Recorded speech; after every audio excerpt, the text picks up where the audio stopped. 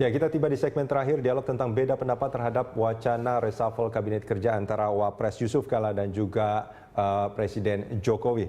Mas Said, ini kalau kita bicara soal tak bisa dipungkiri sebetulnya kan soal reshuffle kabinet ini kan dibahas di publik gitu. Ya. Banyak hasil-hasil survei yang mengatakan tidak puas dengan kinerja pemerintahan.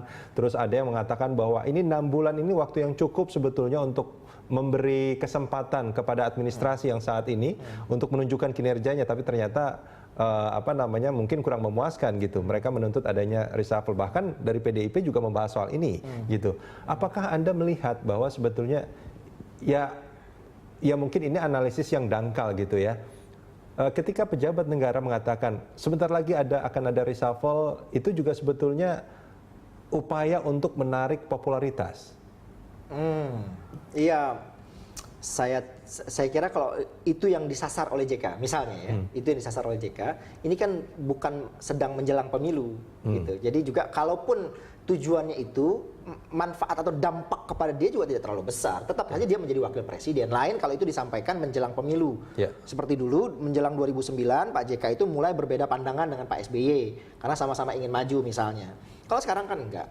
Nah jadi dalam posisi ini sebetulnya juga kita harus memperhatikan reshuffle ini pada dua hal sebetulnya Mas Budi. Yang pertama ini kalau kita bicara tentang reshuffle atau perombakan susunan kabinet itu, maka ada dua hal. Yang pertama ini adalah bisa dalam bentuk reposisi, gitu. Jadi menteri yang ada pindah tempat saja, gitu. Ya. Atau yang kedua ini presiden bisa mendasari pada prinsip tadi itu. Prinsip tanggung jawab ada pada presiden, maka presiden memberhentikan menteri yang dianggap terutama itu menjadi masalah bagi atau beban bagi dia. Sekali lagi, apa yang menjadi kesalahan presiden ya itu harus menjadi apa yang menjadi kesalahan menteri, tanggung jawabnya ada pada presiden. Itulah konsekuensi sistem presidensial. Maka kalau orang mengatakan ini 6 bulan masih baru, belum bisa diukur dan sebagainya, saya mengatakan hal yang berbeda. Kalau ukuran kinerja, oke, kita bisa debatable soal itu. Tapi kalau ukuran apakah boleh presiden 1 hari pun menteri diangkat, besok dia pecat, besok dia berhentikan, bisa saja. Sepanjang punya alasan, bisa saja itu sekali lagi. Karena tanggung jawab pada dia. Kalau menterinya konyol, tanggung jawab ada sama dia. Maka boleh saja. Tetapi juga dalam sistem pemerintahan negara kita itu, menteri disebut sebagai statesman. Jadi dia itu sebagai pemimpin negara, bukan pegawai tinggi biasa. Mas Rudi, pegawai negeri sipil yang biasa saja, itu oleh undang-undang dijamin. Tidak bisa dia diberhentikan kecuali dengan alasan yang jelas. Pegawai biasa. Ada orang hilang di laut, sekian, itu nggak bisa otomatis selama sekian waktu langsung dipecat, nggak bisa. Tunggu dulu nasibnya gimana nih orang nih, saking diproteksinya. Apalagi seorang menteri yang kedudukannya menurut konstitusi adalah bukan pegawai tinggi biasa, maka nggak bisa dengan gampangnya. Tapi bukan berarti presiden tidak boleh. Jadi harus ada satu kondisi yang namanya alasan.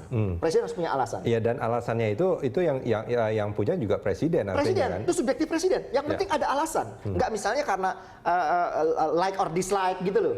Ya, dan seterusnya. Nah, oleh sebab itu, maka dalam yang reposisi tadi, yang kedua ini presiden bisa memberhentikan, memasukkan orang baru. Gitu. Nah, saya melihat ada sejumlah nama yang bisa direposisi, tapi sebagian artinya Anda juga melihat bahwa reshuffle itu sebetulnya satu hal yang urgent untuk dilakukan saat ini. Saya kira ya, karena ada persoalan yang serius ya. Kalau kita bicara tentang misalnya kondisi politik. Hari ini, belakangan ini kita merasakan ada instabilitas politik. Gitu. Itu juga gara-gara menterinya. Ada menteri tertentu.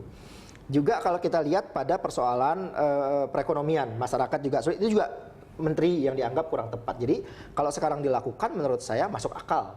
Dan tepat menurut Anda waktunya? Menurut saya tepat. Mas Said, ini di ujung telepon juga ada Menteri Dalam Negeri Cahyokumolo. Mas Cahyo?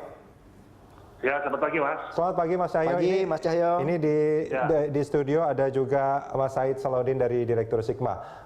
Baik. Pak Cahyo, soal reshuffle kabinet dan juga ini ada pendapat yang dianggap kok berbeda antara Pak JK dengan Pak Jokowi. Ini sebetulnya soal reshuffle seperti apa Pak di Istana?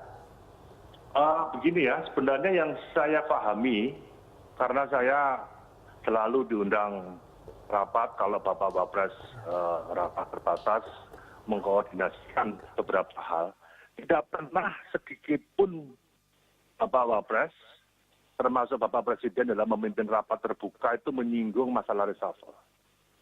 Arahannya hanya satu, jelas.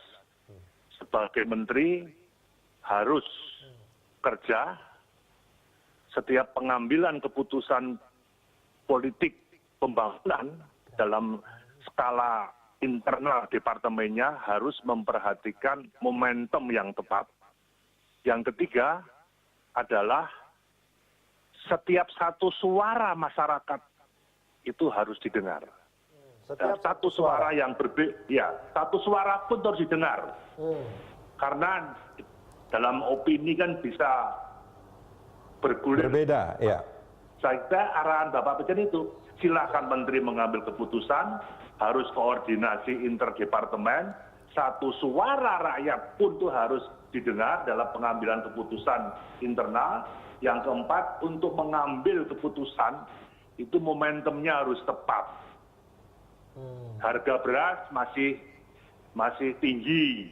Nah, isu impor beras ya saya kira sebagai seluruh pakar komunikasi pasti ngapain bahas impor beras wong belum pasti. Kenapa digulirkan? Wong harga masih mahal. Kita ingin swasembada pangan. Mau kondisi rupiah masih lemah, kondisi masyarakat masih lemah.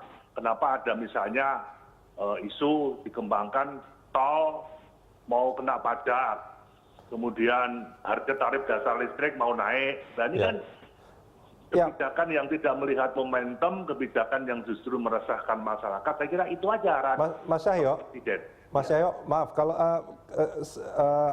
dalam administrasi Pak Jokowi yang sekarang ini para menterinya tentu kan pasti dinilai oleh Presiden. Apakah ada mekanisme yang yang dilakukan, yang rutin mungkin dalam rentang waktu berapa lama akan diberikan? Kalau dulu kan kita di administrasi SBY ada rapot merah, rapot hijau, rapot segala macam gitu. Jadi dia tahu bahwa menteri ini memang bekerjanya sudah sampai mana seperti itu.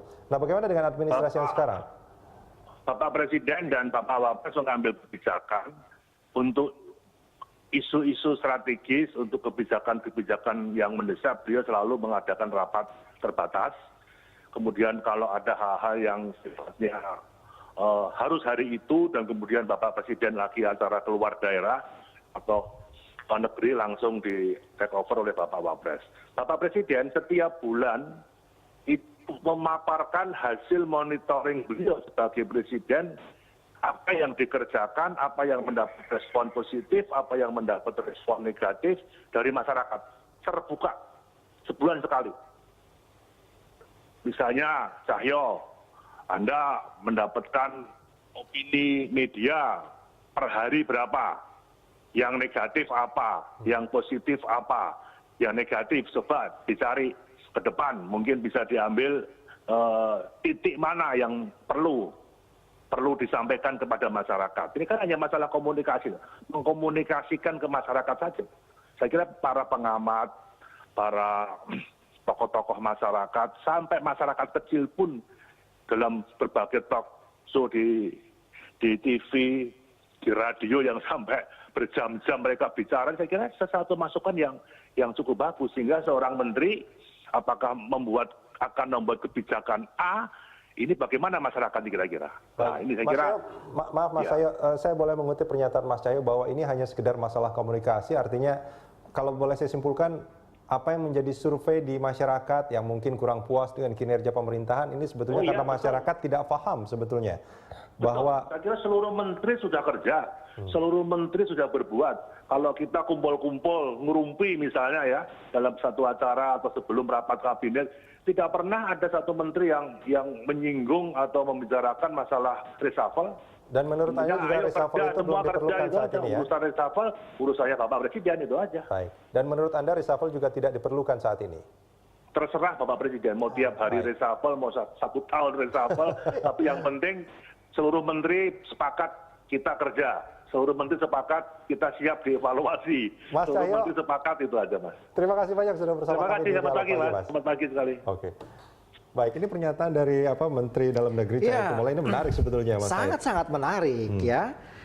Pernyataan beliau yang terakhir bagus sekali. Jadi memang kalau urusan yang menjadi kewenangan presiden, menteri jangan ikut campur. Ya. Beliau sebetul tadi, Ya. itu terserah Pak Jokowi mau kapan saja. Ya. Nah, tetapi yang menarik statement yang awal beliau tadi itu, bahwa dalam rapat-rapat yang selalu diikuti oleh Pak Cahyo itu tidak ada arahan Pak Presiden untuk melakukan reshuffle ternyata. Ya. Penjelasan Pak Cahyo tadi. Ya. Ya, Presiden hanya ingin mengevaluasi, itu diceritakan oleh Pak Cahyo tadi.